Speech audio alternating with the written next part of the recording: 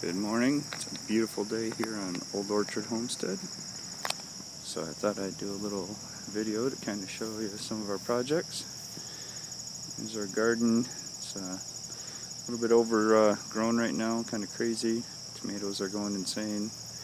Got a bunch of pumpkins out of there the other day. Back property, a woodshed that the cats tend to sleep in. Let's go out and see how the layers are doing.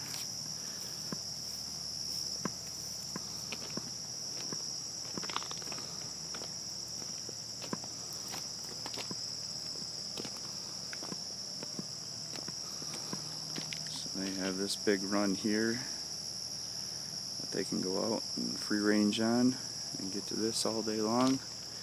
We lock them up in the coop at night for their own protection because we have a lot of raccoons and coyotes, fox, possum, you name it. This is our compost pile. I need to return it with the tractor, but anything organic, all their bedding material goes in here. I turn it about once every 2 weeks, and then the girls go through and tear it up.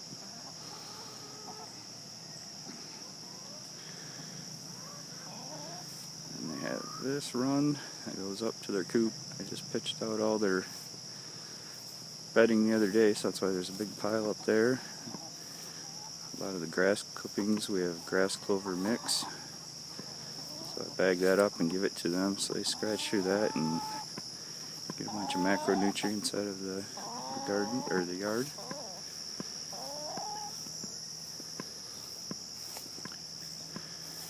And I just let out our little about 3.5-week old chicks. So they've been in the brooder area, which is this coop next to the layers. Let them out this morning for the first time, and they're small enough to get through the wire. So you can see about half of them are in the layers area. I was a little nervous that the layers would be pecking at them, but they seem to be doing great. We've got 12 Isa Browns, 6 quote-unquote Easter eggers, 2 Easter egger roosters, and then 6 black sex links.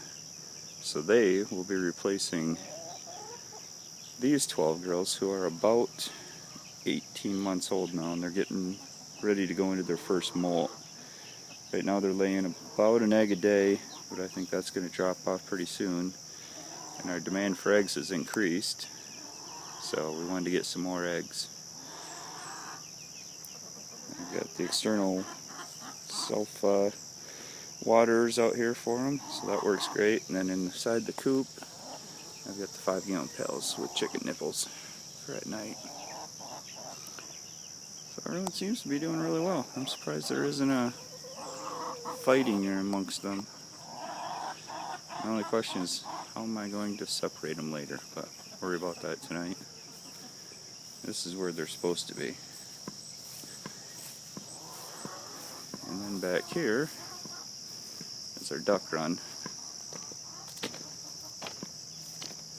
So I have a 100-foot area that gets charged at night, and that keeps the ducks in. Their shelter area. I found that ducks don't like coops, they don't need coops. So we've got feed in there, an area to attempt to keep their eggs clean. For the most part it works alright. They tend to lay there. And then some calcium crushed oysters. Again, a self water, and then a little area that they can jump in if they want. I don't know if you can see them. Then I've got another area of fence, 160 feet of the premier one, to create a loop that they go out and they forage on. So they're doing their little squadron type behavior right now, where they go in a group and hunt for slugs, bugs, frogs, whatever, and devour it.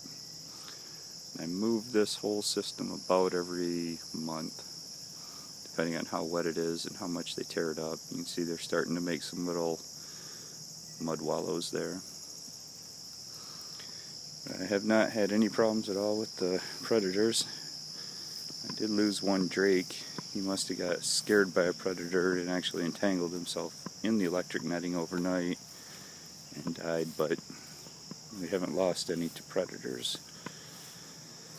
So this is day one of the broilers in their tractor. You can see how I've got 36 of them in the tractor, and they definitely, you wouldn't want to leave them there more than a day. So I move them every night. This was day 2, and this is where they are now, day 3. So tonight I'll move them. They basically eat that entire thing of feed every day. I've got 2 1-gallon waters in there, plus the hanging 5-gallon water with chicken nipples. As you can see, they're all content. They gorged themselves this morning, and now they're just hanging out. And in John Siskovich's plans, he said to get a 10 by 14 tarp. I actually couldn't find one. I could only get 10 by 12, and I'm actually glad I did, because it doesn't go down to the bottom, and it leaves a little bit more airflow in here. And I've noticed, even though they're out with both ends open, the smell from the manure and the ammonia does build up a little if there's no wind that day. So having that extra opening, you can see they tend to crowd up against it to get a little bit of fresh air, because 36 Cornish crosses can definitely produce a lot of stink.